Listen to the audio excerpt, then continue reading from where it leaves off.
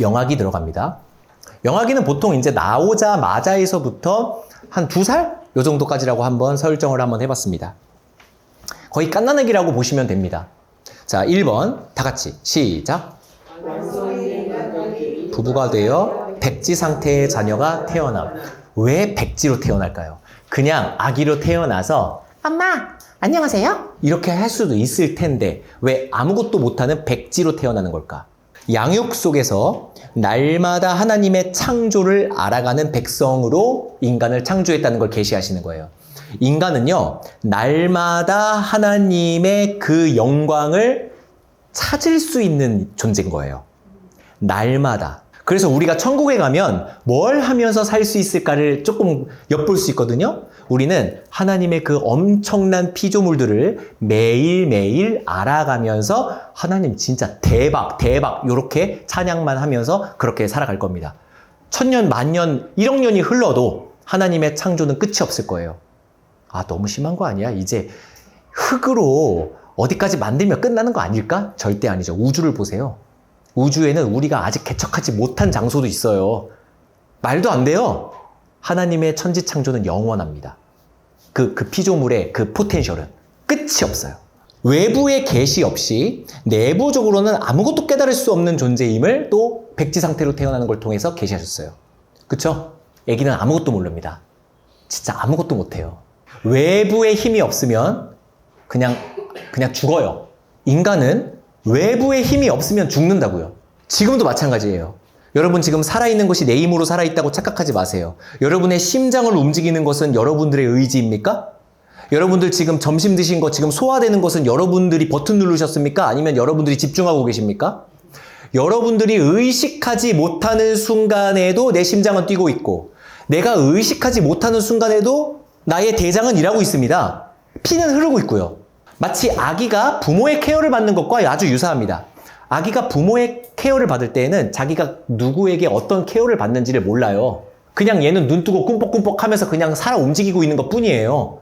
하지만 여기에서 적절한 시기에 젖이 물려오고 적절한 시기에 기저귀가 갈려지고 적절한 시기에 자게 이렇게 재워주는 것이죠. 그 어떤 것도 우연은 없는 거죠.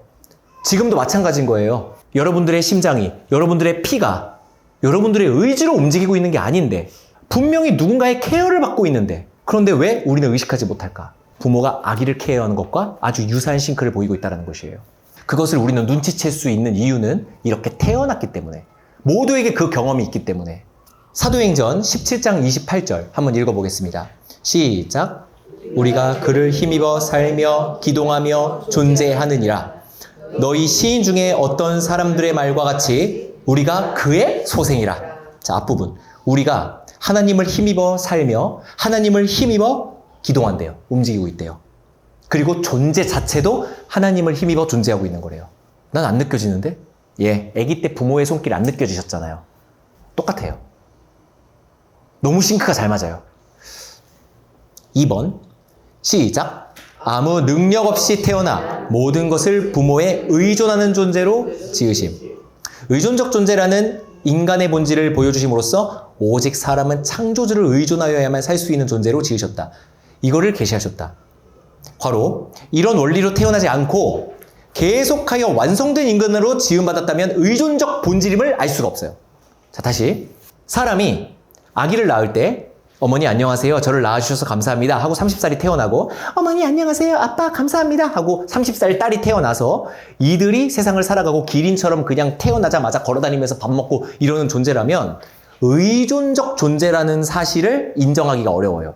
인간은 내 힘으로 살 수 있는 존재로 아예 태어났다라는 게 계시됐다고 말할 수가 있겠죠. 하지만 인간의 새것의 형태를 한번 봐보세요. 처음 출고됐을 때 처음 인간의 새거의 모습 그 새거의 모습이 본질 아니겠습니까? 그 본질에선 아예 인간은 완벽한 의존적 존재. 부모의 손길이 아니고서는 그냥 죽어버리는 거예요. 그냥 내버려두면 죽는 거예요. 마치 인간을 그냥 내버려두면 하나님께서 인간을 내버려두면 인간은 죽는 존재인 거예요. 뭐에 그렇게 확신할 수 있을까? 모두에게 경험이 있으니까. 다 그런 경험이 있으니까. 3번 시작. 태어나자마자 어미의 젖을 빠는 것으로 인생을 시작한다. 예, 아기는요 울면서 시작을 합니다. 울면서 인생을 시작하고 제일 먼저 하는 짓이 그 울음을 언제 그치냐 하면 누워있는 어미의 젖을 빠는 것으로 그 인생을 시작하게 돼요. 요즘은 산부인과에서 위생 뭐 어쩌고 하면서 엄마 젖을 바로 물리지는 않는 산부인과도 있더라고요.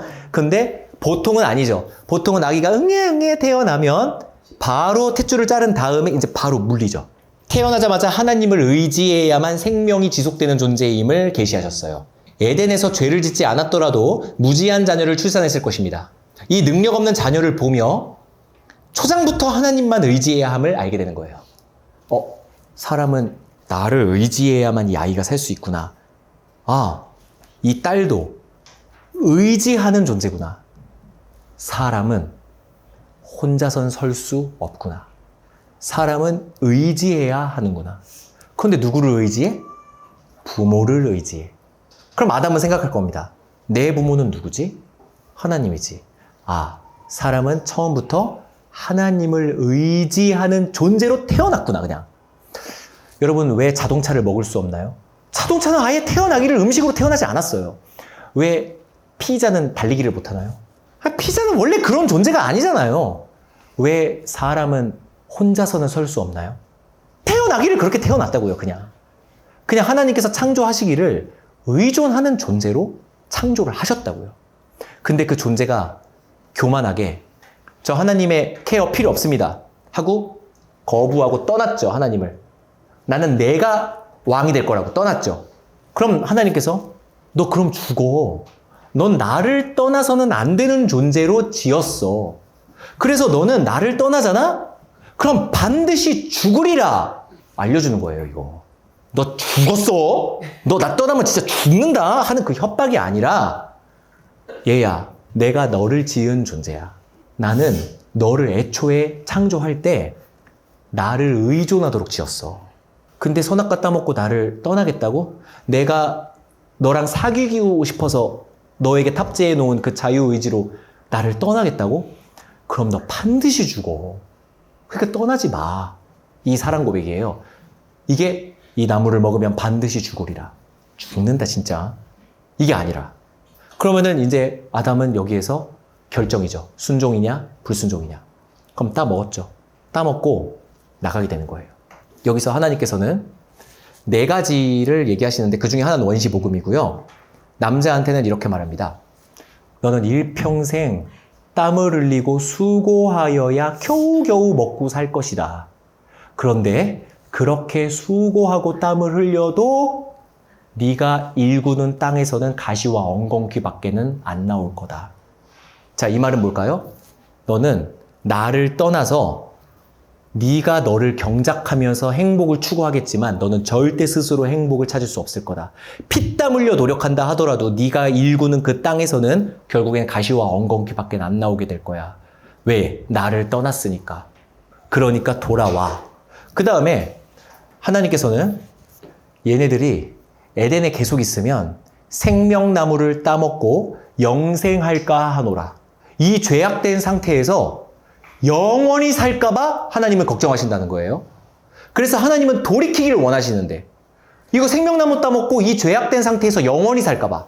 그래서 생명나무를 따먹고 영생할까 하노라. 그거 걱정하셔서 에덴 동산을 불칼로 막으십니다. 그 다음에 내쫓으시는 거예요. 모든 게 사랑의 메시지예요. 모든 게 하나님의 계획 가운데 있는 거예요. 그리고 하나님은 결심하세요. 내가 해산의 고통으로 너희들을 돌이키리라. 내가 내 아들 예수 그리스도를 십자가에 못 박힘으로써 너의 죽음을 대속하리라. 이렇게 계획을 하시고 이들한테 일평생 수고하면서 이 사실을 깨닫고 나에게 돌아오기를 마음먹으라고. 그런 것들을 계시하시는 거죠.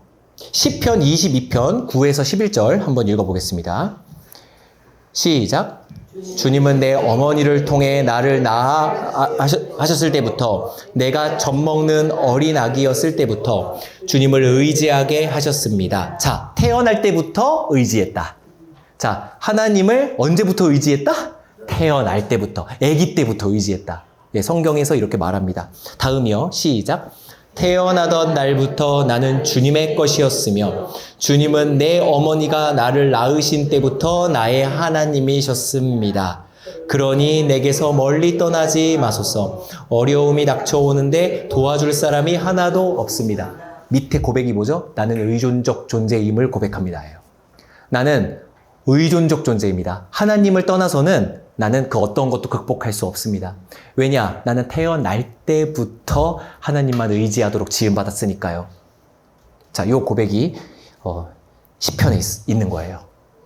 그러니까 제가 지금 드리는 말씀은 저의 인사이트가 아니라 성경을 이렇게 말씀을 드리면서 소개시켜 드리는 것입니다. 이것들이 전부 다 게시되어 있어요. 아기가 무슨 고백을 했길래 하나님이 저주를 물려주나요? 아기가 태어나서 말은 못하지만 나는 예수 그리스도만을 사랑하기로 다짐하여 이러나요? 아니죠. 이것 때문에 우리 개신교에서는 유아세례를 합니다. 유아세례는 이 믿음 때문에 하는 거예요. 아이는 그 어떤 고백도 하지 않았지만 이 아기가 태어날 때부터 주님의 것이라는 것을 인정하고 주님만 의지하도록 지음받은 존재라는 것을 의지하여 거기에서 아기에게 세례를 베풉니다. 너는 하나님 거야. 하나님의 의지로 너는 구원받았어. 자, 이렇게 선포하는 것입니다. 죄인으로 태어났기 때문에 구원도 하나님께로 나고 성화도 하나님께로 나는 것이 아닙니다. 그러니까 죄인으로 태어나서가 아니라 애초부터 태어나기를 그렇다는 거예요. 애초부터 사람은 모든 것을 하나님께로부터 공급받아야만 하나님을 향한 순종도 발생합니다. 타락 전에 아담도 그러하였고 구원받은 성도도 그렇습니다. 여러분, 하나님을 향한 순종, 그러니까 하나님 뜻대로 살고 싶다. 하나님께 예쁘게 살고 싶다. 라는 그 성화의 동기 있죠. 그것도 하나님이 주시는 거예요. 그것도. 그게 제 깨달음이 아니라 성경에 그렇게 나와요. 자, 여기에서 빌립보서 2장 13절 한번 읽어보겠습니다. 빌립보서 2장 13절 찾으셨죠? 시작.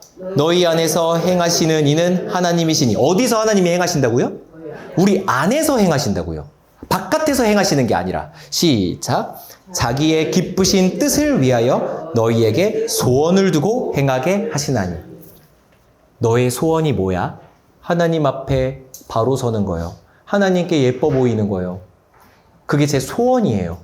그 소원은 하나님이 네 안에서 주셨다. 하나님은 나를 이끄시는 그 방식이 내 안에 소원을 이끌어내심으로써 나를 움직이신다는 거예요. 이게 기독교 교육의 핵심이에요. 이게 기독교 교육의 핵심이 바로 자녀의 마음에 소원을 일으키는 쪽으로 양육을 하는 것. 그것이 자녀 교육의 핵심이에요. 이게 하나님이 우리를 양육하시는 방식이기 때문에. 그래서 나중에 교육관을 제가 강의를 할 때 김준태 너는 얼마나 애를 잘 키우길래 그러는 강의를 하느냐 하면서 그러실 필요가 없는 게 제가 그 교육관을 강의하는 건 하나님께서 이스라엘 백성들을 어떻게 양육하시는지를 제가 적어온 거거든요. 그거를 그대로 흉내내면 완벽한 육아예요.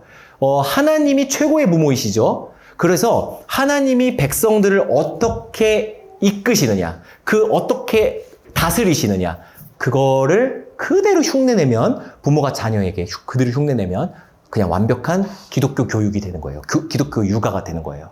기독교는 정답을 가지고 있지 않습니까? 그래서 나는 이렇게 경험해봤더니 이렇더라. 나는 이렇게 배웠는데 이렇게 되더라. 이런 자신의 경험이 필요 없어요. 그냥 진리를 갖고 살기 때문에 정답이 있어요. 그래서 기독교는 양보라는 개념이 여기에서는 필요가 없어집니다. 옳고 그름이 있기 때문에.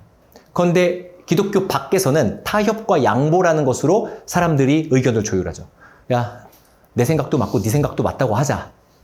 그쵸? 내 생각도 맞고 네 생각도 맞다고 하자라는 말을 우리는 고급스럽게 존중이라고 표현하죠. 자, 서로 존중해주자. 그 다음에 내가 원하는 것과 네가 원하는 것이 다르니까 서로 더하기 빼기를 좀 해서 내가 이거를 할 테니 너는 이거를 양보해줘. 대신에 나는 이걸 양보할게. 이런 식으로 서로 양보하고 협상하는 것이 세계관입니다. 하지만 기독교 이 교회 안에서 그 다음에 기독교 집안 안에서는 이런 양보 같은 건 필요가 없어요. 그냥 재판을 하면 돼요. 뭐가 정답이냐? 너는 맞았고 나는 틀렸네? 왜냐면 성경이 너 말을 지지하네? 그러니까 너 말대로 하자. 순종. 그 다음에 우리 둘 다 틀렸네? 성경대로 하자. 이런 식으로 가는 거거든요. 정답이 있어요. 그래서 육아에도 정답이 있어요. 잠언도 한번 읽어보겠습니다. 잠언 3장 5에서 7절 시작.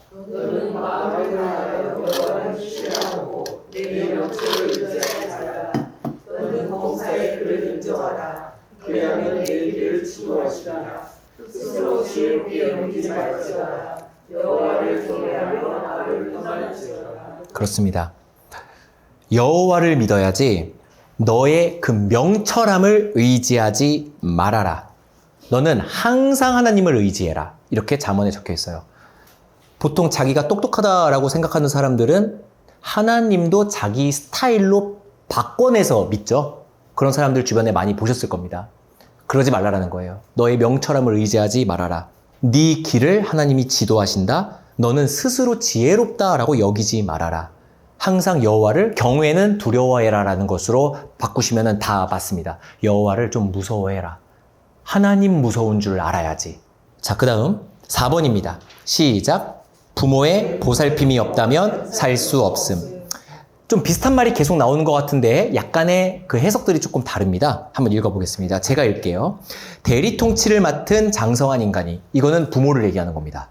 부모는 왜 아기를 낳는 쪽으로 그렇게 하나님이 계시하셨냐면은 왕, 제사장, 선지자의 직분을 부모로서 감당하게 하셨어요. 하나님은.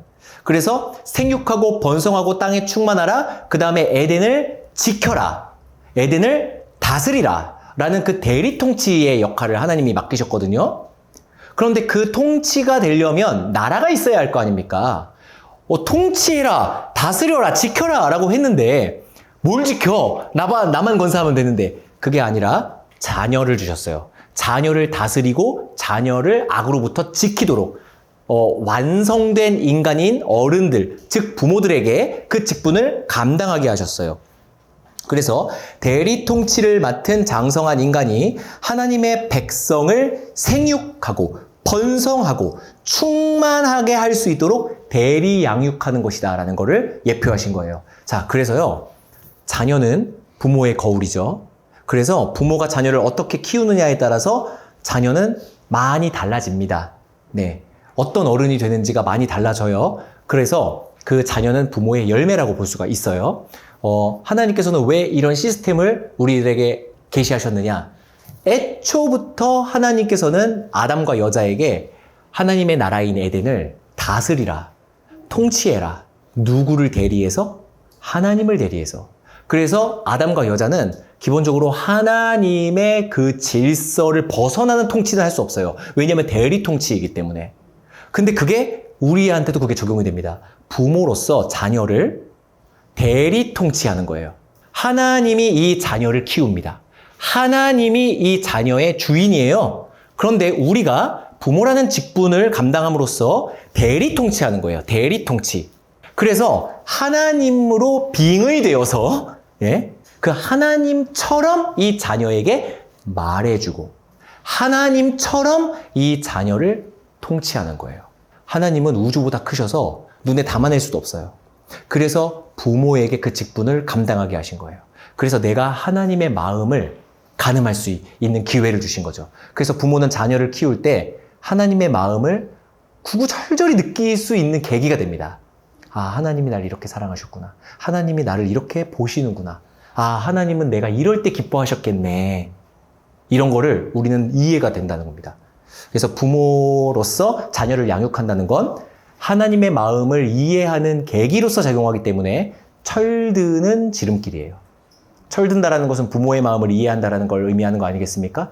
성도로서 철든다라는 것은 하나님의 마음을 이해하는 그 시기가 철이 왔다라고 표현을 하죠. 하나님의 마음을 이해할 수 있는 그 계기가 부모로서 자녀를 양육할 수 있는 그 기회가 굉장히 좋은 기회입니다. 아, 하나님이 날 이렇게 보시는구나. 자, 이렇게 해서 대리 양육. 자, 요거에 대해서 말씀을 드린 거고요. 여기에서 부모는 하나님께서 인간을 어떻게 여기시는가를 깨달으며 육아를 통해서도 하나님의 창조 계시를 깨닫고 찬양하게 된다. 그래서 이렇게 적어 놓은 것입니다. 5번째, 시작. 네, 시편 51편 5절에 보면요. 쉬운 성경으로 발췌해 놨는데 한번 읽어 보겠습니다. 시작. 어머니가 나를 임신했을 때부터 나는 죄인이었습니다. 예, 시편에 아예 이런 계시가 나옵니다. 나는 태어날 때부터 죄인, 심지어는 부모가 나를 잉태했을 때부터 죄인이다. 그런데 여기에서 로마서는 또 뭐라고 답변하죠? 네가 죄인 되었을 때에 이러고 시작되는 것입니다. 그래서 우리가 모태에서 죄인으로 태어나고 잉태되었지만 부모는 나와의 관계 때문에 나에게 번거로움을 줄지라 하더라도 이 자녀를 내가 일평생 책임지리라 라는 그 결심을 하는 것처럼 하나님께서는 우리가 죄인 중에 잉태하였지만 우리를 끝까지 사랑하기로 결심하셨다라는 것도 우리는 가늠할 수 있게 됩니다. 참 많은 것을 시사해요. 참 많은 것을 함축하고 있어요. 지금 육아까지, 그 영아까지밖에 안 했는데 이거 유아는 어떨까요? 청소년기 뭐 이런 건 어떨까요? 어떤 거가 게시되어 있을까요? 이 시기로부터 도망가거나 피해갈 수 있는 인간은 아무도 없잖아요. 모두가 우리에게는 그 시기를 겪어왔으니까. 이타적인 사랑은 배움을 통해 점점 완성되는 것이라는 것을 계시하셨다. 자, 이게 무슨 말이냐면요. 사람은 하나님을 닮아 서로 사랑하는 것을 결심하고 배웁니다. 그러니까 사랑이라는 건요. 애초에 인간에게는 없다는 거예요.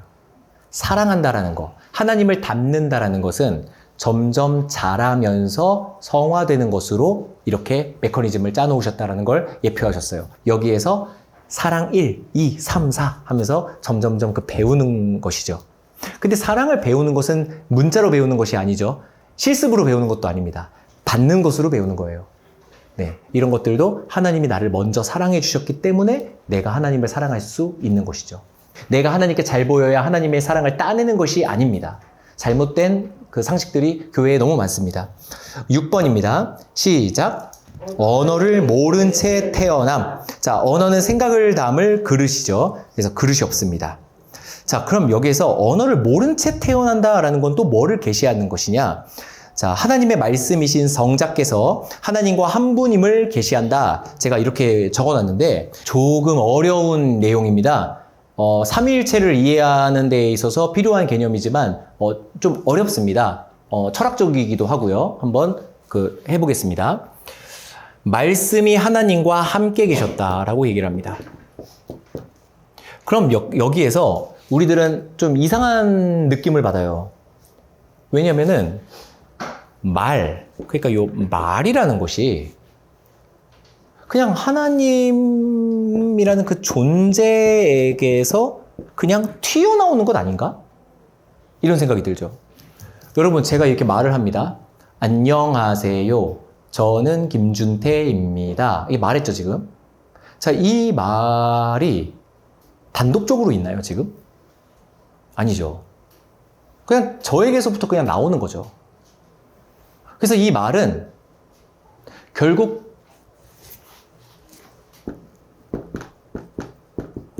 드러난 나예요. 드러난 나. 그쵸? 여러분, 제가 지금 마음속에 어떤 생각을 갖고 있는지 모릅니다, 여러분들은. 드러나야 알아요. 근데 제가 이렇게 있다가 자, 아셨죠? 라고 하면 말을 해줘야 알지. 이렇게 되죠. 그럼 여기서의 말은 곧 뭐죠? 나예요, 나. 말은 나예요. 그래서 이렇게 제가 무슨 생각을 했냐면 과자 먹고 싶다 라고 생각을 했습니다. 그러면은 이 말은 나와 함께 있죠. 드러난 거예요. 그런데 여기에서 이 말씀과 요 하나님이 함께 계셨다. 그리고 요 말씀이 육신을 입고 내려오셨다. 자, 요런 개념이 나오는데 여기에서 김준태가 하는 말과 김준태는 또 다른 존재는 아니에요. 그냥 나로부터 나온 거예요. 그런데 하나님의 말씀은 또 다른 존재예요. 그게 이유가 뭐냐면 하나님은 인간이 아니시기 때문에 하나님의 의지도 살아있어요. 인간의 말은 살아있는 개념이 아니에요. 인간은 생명의 주체자가 아니기 때문에. 그런데 하나님의 의지, 하나님의 생각은 살아있습니다. 왜냐하면 그분은 생명으로 존재하시기 때문에. 좀 어렵죠? 생명으로 존재하시는 분에게서부터 나오는 모든 것은 생명이에요. 그래서 하나님의 의지와 하나님의 말씀은 하나님과 함께 계시는 하나의 생명이에요. 그래서 삼위이지만 이위이지만 일체가 되는 것입니다. 자, 그런데 이 드러난 말이 아니면 이 존재를 우리는 인식할 수가 없어요. 그래서 하나님의 말씀이 곧 하나님의 의지시고 어떤 의지냐 하면은 드러난 의지가 되는 것입니다. 하나님의 드러난 의지. 그래서 천지창조를 누가 했냐라고 물어보면 엄격하게 말하면 하나님의 의지로 예수님께서 하셨다. 성자가 하셨다라고 말합니다. 이 조직신학적으로. 성자가 어떻게 천지창조를 하느냐? 성자라는 것의 자는 아들 자자를 쓰지 않습니까? 이것 말고는 표현할 길이 없어서 그래요. 아들이 곧 아버지의 분신이기 때문에. 그래서 하나님의 아들이라는 것은 하나님께로부터 나온 하나님이라는 뜻이에요. 그래서 하나님의 의지가 드러나서 빛이 있으라라는 하나님의 말씀 그 자체가 하나의 생명으로 존재하신다는 거죠. 이게 좀 어렵습니다. 제가 이 말씀을 이렇게 드렸잖아요, 지금. 그런데 이게 우리가 말을 하고 있기 때문에 이걸 이해할 수 있는 거거든요. 그러니까 지금 이 설명이 가능한 이유도 우리가 언어가 있기 때문에. 곤충들은 어떻게 이거를 이해할 수 있겠습니까? 절대 이해할 수 없죠. 그러면 이제 아기는 왜 언어가 탑재된 채 태어나지 않고 언어와 분리된 채 태어나느냐? 별개라는 걸 보여줘요. 인간의 존재에서 어떤 한 존재에서 언어는 기본적으로 그 인간이 가지고 있는 게 아니라는 걸 드러내주는 거예요. 위격임을 드러내는 거죠. 합체된 채 태어나는 게 아니에요. 언어와 합체된 채 태어나는 게 아니라 분리된 채 태어남으로써 언어는 외부에서 주어지는 것이다. 언어는 습득되는 것이다. 이거를 통해 하나님과 하나님의 말씀은 분리되어 있구나라는 것을 우리는 받아들일 수가 있게 되는 것이죠. 어렵죠? 네. 쉽게 말씀을 드리면 삼위일체도 우리가 어느 정도 가늠할 수 있게 되는 이유도 이런 그런 계시들 덕분에 우리는 이렇게 어느 정도 가늠할 수 있다. 삼위일체를 완벽하게 이해할 수는 없습니다. 인간은 자신의 경험을 확장하거나 축소시켜서 상대방을 이해하는데 우리는 하나님의 존재 방식을 도저히 상상할 수 없어요. 왜냐하면 우리는 그 존재로 살아본 적이 없기 때문에. 개미가 인간을 가늠할 수 없는 것보다 인간이 하나님을 가늠할 수 없는 것이 훨씬 더 당연한 말입니다. 왜냐하면 곤충은 인간을 가늠할 수는 없지만 같은 세계에선 살잖아요. 같은 차원에서는 살고. 하지만 인간은 하나님을 아예 쳐다도 못 봅니다. 다른 차원에서 살고 계세요. 그래서 아예 상상도 못 합니다. 그런데 이 정도로 설명이 가능한 이유는 계시 때문이에요. 일반 계시로서 우리가 이 정도로 설명할 수 있도록 하나님은 이런 거를 열어놓으셨거든요. 알기를 원하셨어요. 이걸 통해 우리를 피규어로 창조하신 게 아니라는 걸 알 수 있죠. 어항에 있는 붕어들을 바라보면서 인간이 재미를 느끼는 것처럼 인간은 에덴 동산에 가둬놓고 그래 어디 한번 잘 따먹어 봐라 잘 논다 이렇게 구경하려고 인간을 창조하신 게 아닙니다. 인간은 붕어에게 자신을 드러내지 않아요. 하나님은 사람에게 자신을 드러내도록 계획하셨고 그거를 이해할 수 있도록 지정의를 주셨습니다. 이렇게 해서 태아기와 영아기에 계시된 것들을 한번 살펴보았습니다. 제가 이것을 알려드리는 것은 목적은 간단합니다. 다시 한번 말씀드리자면 은혜를 받으셨으면 좋겠어요. 하나님께서 여러분들을 자녀로 삼으셨습니다. 하나님께서는 여러분들을 이렇게 바라보세요. 그리고 여러분들을 창조하신 목적이 바로 이 이유 때문이라는 것을 우리가 알아야 올바른 신앙생활을 할 수 있다고 생각이 듭니다. 그리고 구원해 주실 때는 공짜가 아니었어요. 출산의 고통과 해산의 고통을 통하여 우리를 그렇게 구원하셨습니다. 하나님의 그 고통을 기쁨으로 변화됐어요. 우리를 바라보시면서. 네, 그런 것들도 나누고 싶었습니다.